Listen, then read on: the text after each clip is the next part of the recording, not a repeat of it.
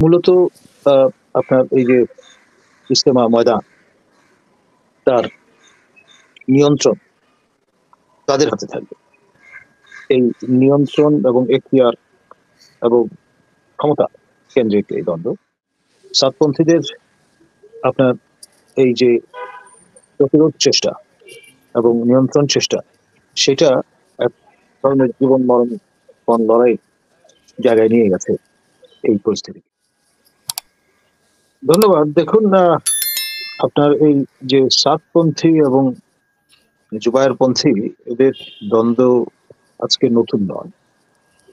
ইস্যুটা মূলত আপনার এই মিলাদ মাহফিল এবং জলসা সমাবেশ করে হাদিয়া নেওয়া যাবে কি যাবে না, এ ধরনের ইস্যু নিয়ে শুরু। পরবর্তীতে আপনার কাল্ট কেন্দ্রিক এই বিভাজন, এবং মামুনুল হক সাহেব ঘোষণা দিয়েছিলেন যে আপনার প্রয়োজনে তুরাগের পানি লাল হয়ে যাবে, তবু আমরা ছাড় দেব না, এরকমের বক্তব্য তিনি হাজির করেছিলেন। পরে আমরা দেখলাম যে আমাদের মাননীয় স্বরাষ্ট্র উপদেষ্টা সাবেক 3 স্টার জেনারেল জাহাঙ্গীর আলম চৌধুরী মহোদয়ের সঙ্গে তিনি যৌথ ব্রিফিং উপস্থিত হয়েছেন স্বরাষ্ট্র মন্ত্রণালয় আয়োজিত। এবং মূলত আপনার এই যে ইজতেমা ময়দান, তার নিয়ন্ত্রণ কাদের হাতে থাকবে?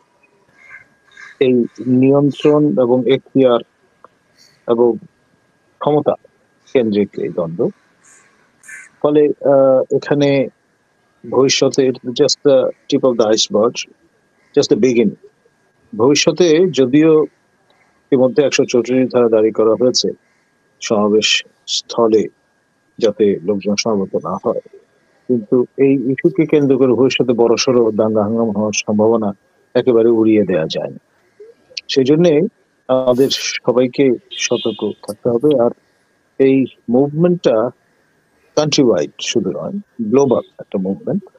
এবং প্রতি দিল্লিতে এবং বাংলাদেশের স্বাধীন হওয়ার পরে যে প্রথম সরকার, সেই সরকারের সময় এই এলাকাটি বরাদ্দ দেওয়া হয়েছে, এবং আশেপাশে তারা নানাভাবে তাদের আপনার ইনফ্লুয়েন্স বা সোয়ে বিস্তৃত করবার জন্য সচেষ্ট ছিলেন।